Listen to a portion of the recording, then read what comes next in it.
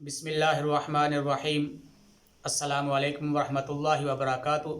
آج ہم بات کریں گے ایک ادیب کے بارے میں، خطیب کے بارے میں، بہترین مقرر کے بارے میں، ایک پالیسی ساز انسان کے بارے میں، ایک نظریے پر اپنی جان لٹانے والے کے لیے جن کو دنیا مورخ اسلام کے نام سے یاد کرتی ہے۔ میری مراد علامہ ضیاء الرحمن فاروقی شہید رحمۃ اللہ تعالی علیہ ہیں۔ بلا شبہ علامہ ضیاء الرحمن فاروقی شہید کو اللہ تعالیٰ نے بلا کا حافظہ عطا فرمایا۔ علامہ فاروقی رحمۃ اللہ علیہ نے جب ہوش سنبھالی تو اپنے گھر کا ماحول تحریکی پایا۔ ان کے والد محترم وہ بھی ایک تحریکی انسان تھے۔ ختم نبوت کے تمام اکابرین بزرگ، بے مثال خطیب سید عطا اللہ شاہ بخاری رحمۃ اللہ علیہ بھی ان کے گھر میں تشریف لاتے رہے۔ علامہ فاروقی شہید رحمۃ اللہ علیہ نے قرآن پاک حفظ کیا، پھر درس نظامی کی تکمیل کی، اور درس نظامی کی تعلیم کے دوران انہوں نے جمعیت طلباء اسلام کے پلیٹ فارم سے اپنی جد و جہد کا آغاز کیا، اور جب مولانا فضل الرحمان صاحب کے والد محترم حضرت مفتی محمود رحمۃ اللہ تعالی علیہ KPK کے وزیر اعلیٰ بنے تو ان کے ساتھ مولانا ضیاء الرحمن فاروقی رحمۃ اللہ علیہ نے وقت گزارا، اور پھر مفتی محمود رحمۃ اللہ علیہ پر اس وقت کی ایک بہترین کتاب لکھی۔ پھر علامہ ضیاء الرحمن فاروقی رحمۃ اللہ علیہ کا ایک واقعہ یہ ہے کہ وہ اپنی مسجد کے اندر اعتکاف میں بیٹھے ہوئے تھے، تو ان کی والدہ ان کے لیے کھانا لے کے آتی تھی روزانہ سحری کے وقت۔ تو ان کی والدہ ایک حیرت انگیز واقعہ دیکھتی ہیں کہ جب وہ مسجد کے اندر انٹر ہوئیں، اور جو اعتکاف کے لیے پردے لگائے جاتے ہیں، کپڑا لگایا جاتا ہے، جو ہمارا مروجہ طریقہ ہے، گویا کہ صحابہ اکرام رضوان اللہ تعالیٰ علیہ مجمعین کے دور کے اندر ایسا نہیں تھا، لیکن اب جو کہ ہمارا یہاں طریقہ کار یہی ہے، تو ہم لوگ کپڑا لگا کے اس کے اندر بیٹھتے ہیں تاکہ یکسوئی کے ساتھ، دلچسپی کے ساتھ عبادات میں مشغول رہا جا سکے۔ تو جب فاروقی صاحب کی والدہ اندر انٹر ہوئیں، انہوں نے دیکھا کہ فاروقی صاحب کا وہ جو حجرہ تھا بنا ہوا کپڑے کے ساتھ، اس میں ایک عجیب روشنی ہے، لائٹ بھی نہیں جل رہی، تو ایک عجیب روشنی ہے۔ تو ان کی والدہ نے آواز دی، فاروقی بیٹا۔ تو آگے سے انہوں نے جواب دیا، جی امی جان۔ تو اتنی دیر میں روشنی ختم ہو گئی۔ تو فاروقی شہید رحمۃ اللہ علیہ کی والدہ نے پوچھا کہ بیٹا یہ کیسی روشنی تھی؟ تو قربان اللہ کے نیک بندوں پر اللہ تعالیٰ ہم پر بھی یہ فضل فرمائے۔ فاروقی شہید رحمۃ اللہ علیہ نے فرمایا، امی جان میں خالق کائنات کے محبوب رب العالمین، امام الانبیاء، خاتم النبیین صلی اللہ علیہ وآلہ وسلم کی زیارت کر رہا تھا۔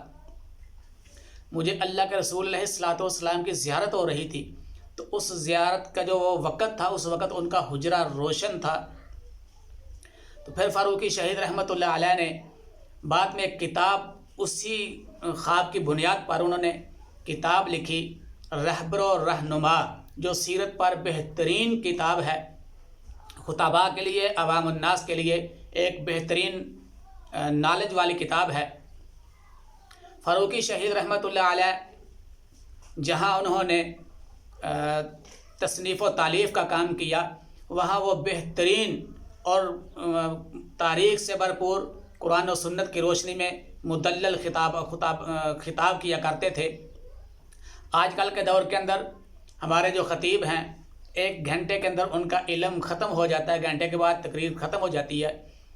مجھے سعودی عرب کے اندر عمرے کے موقع پر ایک بنگلہ دیشی کے ساتھ ملاقات ہوئی، تو علماء کی بات چل نکلی، تو انہوں نے کہا کہ میں نے پاکستان کے مولانا صاحب علامہ ضیاء الرحمن فاروقی شہید کا 6 گھنٹے کا خطاب سنا ہوا ہے بنگلہ دیش کے اندر۔ آج کے دور کے اندر ایسا عالم دین اگر چراغ لے کے بھی ڈھونڈے تو نہیں ملتا کہ جو 6 گھنٹے تک تقریر کر سکے۔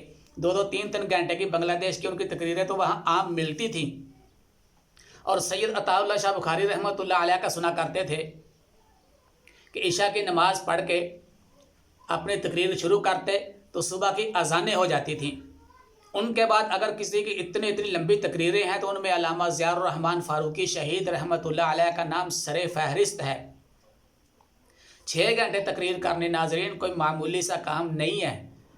یہ صاحب علم اور خطابہ اس چیز کو سمجھتے ہیں، یا جن لوگوں کا اس چیز کے ساتھ واسطہ ہے، جو پبلک ڈیلنگ کرتے ہیں، لوگوں کو کنویس کرتے ہیں، یا لوگوں کو کسی بھی طرح کی اویئرنیس دیتے ہیں، وہ سمجھتے ہیں کہ 1 گھنٹہ بولنا کیا معنی رکھتا ہے۔ اور جو بندہ 6 گھنٹے تک بول سکتا ہو اور تواتر کے ساتھ اپنے ساری بات کو کنٹینیو کر سکتا ہو، جاری رکھ سکتا ہو، اس بندے کو اللہ کی طرف سے کیا حافظہ عطا کیا گیا ہوگا۔ فاروقی شہید رحمۃ اللہ علیہ نے بہت ساری کتابیں لکھیں۔ انہوں نے جیل کے اندر بھی تقریباً 24 کتب انہوں نے تصنیف کی ہیں، تقریباً 1.25 سال 1.5 سال کے اندر، جو کہ باہر رہ کے شاید سالوں میں بھی ایسا کام نہ ہو سکتا۔ بہرحال انہوں نے اپنے نظریے کے لیے ہر فورم پر دستک دی، مزدور کسان سے لے کر وکلاء، خطبہ، علماء، سیاستدان اور ایوانوں تک میں انہوں نے اپنی آواز کو پہنچایا۔ ان کی زندگی کا مشن یہ تھا، ان کا نظریہ یہ تھا کہ اللہ کے آخری رسول صلی اللہ علیہ وآلہ وسلم پر ایمان لانے والے، جنہوں نے اپنی آنکھوں سے اللہ کے رسول کا دیدار کیا، جنہوں نے اللہ کے رسول کے اشارے پر اپنی جانیں قربان کر دیں، جنہوں نے اللہ کے رسول کے پیغام کو وصول کیا، اور اللہ کے رسول کے دنیا سے جانے کے بعد وہ پیغام لے کر دنیا کے کونے کونے میں پھیل گئے، جنہوں نے اپنا گھر چھوڑا، اپنا وطن چھوڑا، بیوی بچوں کی فکر چھوڑی، پکی ہوئی کھجوریں چھوڑی، نبی کا وطن چھوڑا، اور اللہ کے رسول کا پیغام لے کر روئے زمین پر پھیل گئے۔ آج انہی کی بدولت ہم لوگ اسلام کا نام لیتے ہیں، آج ہم پیغمبر علیہ الصلوۃ والسلام کا امتی ہونے پر فخر محسوس کرتے ہیں۔ تو ہم تک یہ دین پہنچا، اور ہمارے اور پیغمبر علیہ الصلوۃ والسلام کے درمیان میں پل صحابہ ہیں۔ تو فاروقی شہید رحمۃ اللہ علیہ کی جو زندگی کی جد و جہد تھی، وہ صحابہ کرام رضوان اللہ علیہم اجمعین کی عظمت اور ان کی ناموس کے لیے انہوں نے اپنا وقت گزارا۔ ان کی زندگی تحفظ ناموس صحابہ کے لیے گزری۔